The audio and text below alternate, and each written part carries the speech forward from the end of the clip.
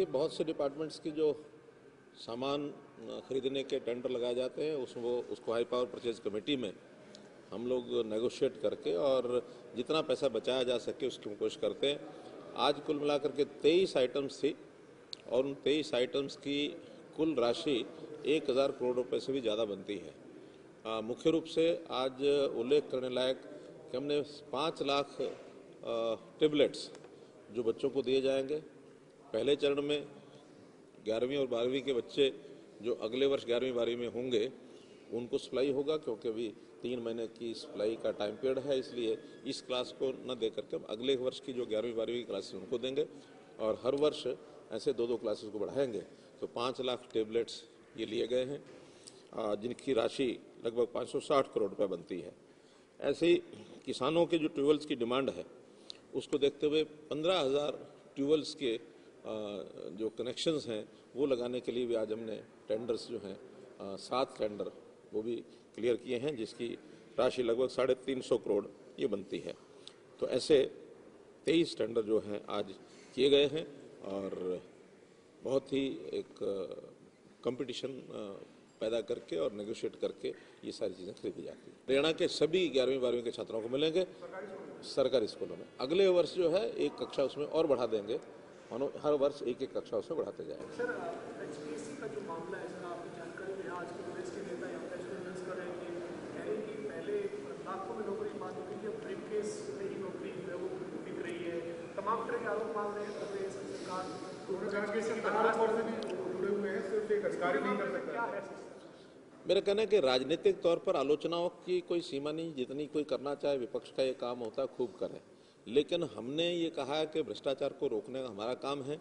हम भ्रष्टाचार को रोकने के लिए चाहे पूर्व की सरकारों में हुआ हो, चाहे हमारे समय में भी कहीं ना कहीं इस प्रकार के जो लूपहोल्स हैं उसको बंद करने के लिए कोई भी अधिकारी, कोई कर्मचारी जहां पकड़ा जाएगा उसके खिलाफ कार्रवाई करेंगे।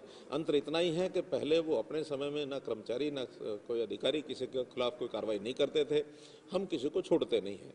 हमने भ्रष्टाचार को समाप्त करना और उसका जो बीड़ा उठाया हुआ है, मैं तो कहता हूं कि अगर विपक्ष के पास इस प्रकार की कोई चीज़ें, कोई जानकारियां हों तो निश्चित रूप से उनको हमको बतानी चाहिए। हमको नहीं बताएं तो विजिलेंस को बताएं, विजिलेंस को नहीं बताएं तो थाने में बताएं, थाने नहीं बताएं तो सीधे कोर्ट में ले जाए। कहीं ना कहीं उनको जाना चाहिए। केवल आलोचना के लिए आलोचना करना उनका धर्म करते रहे, लेकिन उसका कोई असर नहीं है, पब्लिक पर भी असर नहीं है। पब्लिक आज जानती है कि गरीब परिवारों में किस प्रकार से नौकरियां मिल रही हैं, और हमने तो ऐसे परिवार जिनके अंदर नौकरी नहीं है उसके परिवार के सदस्य को यानी एप्लीकेंट को 5% मार्क्स, बल्कि 10% मार्क्स बाकी चीज़ों को मिलाकर के मिलते थे, जो हमने अभी 5 किए हैं। लोगों की डिमांड के ऊपर कि 10% थोड़ा ज़्यादा लगते हैं तो उसको वापस 5% किया है, और बाकी जो और श्रेणियां हैं जिनको लाभ मिलना चाहिए उनको भी मिलता है। और जिस कारण से आज बच्चे पढ़ाई की ओर आकर्षित हो रहे हैं, चाहे कोचिंग सेंटर्स है, चाहे स्कूल शिक्षा है, चाहे कॉलेज शिक्षा है, सब में बच्चों को एक रुचि बनी है। अब जो फिर वही मैं शब्द बोलूँगा, पर्ची और खर्ची कभी नहीं चलेगी। आगे भी हमने रास्ते बंद कर दिए, कोई इस रास्ते पर आ भी नहीं सकेगा। ऐसे बहुत लोग मैं जानता हूं जो अब यानी शेखी बघारते थे कि मैंने अपने क्षेत्र के अंदर इतने लोगों को नौकरी दिलाई, मैंने अपने क्षेत्र में इतने लोगों को दिलाई। आज कोई भी प्रतिनिधि, जनप्रतिनिधि ये नहीं कह सकता कि मैंने दिलाई। हम देने वाले नहीं हैं, सामने वाले का, लेने वाले की क्वालिफिकेशन, उसकी मेरिट, उसका जो प्रतिभा है वो हमसे लेकर के जाएगा नौकरी। उसका एक सिस्टम है, सिस्टम में कोई लूप होल है तो उसको चेक करना ही हमारा काम। एचपीएससी के दफ्तर में कोई पैसा नहीं मिला है, केवल उनके घर में मिले हैं, उसके बटुए से पर्ची मिली है, उसकी सारी की तहकीकात हो रही है।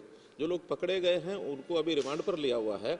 जहां जहां तक विजिलेंस का हाथ पहुंचेगा वहां वहां उन कल्प्रिट्स को पकड़ा जाएगा। इससे पहले भी हमने पेपर जो कैंसिल किए थे, जो पेपर लीक हुए थे उसको कैंसिल किए तो 48 लोग उसमें पकड़े गए हैं, और उसकी जो जड़ें हैं वो केवल हरियाणा के अंदर ही नहीं, वो हैदराबाद है, वो यानी नोएडा है, जम्मू कश्मीर है। 48 लोग पकड़े जाना और उनके खिलाफ कार्रवाई करना एक बड़ा ऑपरेशन किया है।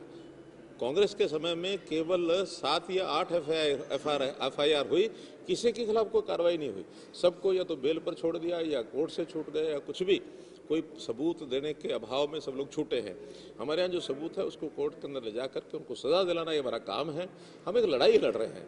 विपक्षी जो आज बोलते हैं उन्होंने अपने समय में उस लड़ाई को भी लड़ा नहीं, हिम्मत ही नहीं की उस लड़ाई को लड़ने की।